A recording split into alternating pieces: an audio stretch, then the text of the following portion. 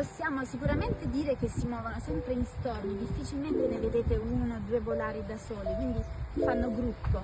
E come vi dicevo all'inizio, quando fanno questi giochi che si aprono, si chiudono, è perché stanno sempre evitando un predatore.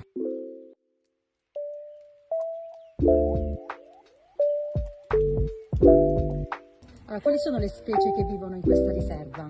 Allora, nella riserva si possono trovare i passeriformi, no? In generale pettirossi, allodole, ce ne sono diversi. E poi nella palude abbiamo le folaghe, che sono stanziari, i germani reali, sono diverse colonie, e anche le garzette, ad esempio, a volte preferiscono rimanere qui d'inverno. E poi quando arriva il periodo delle migrazioni, ad esempio in autunno passano tutti per fare il grande salto e andare nei paesi più caldi, ad esempio passano i fenicotteri, i mignattai, a volte un tempo passavano anche le gru, e adesso abbiamo notato che non passano più da queste parti.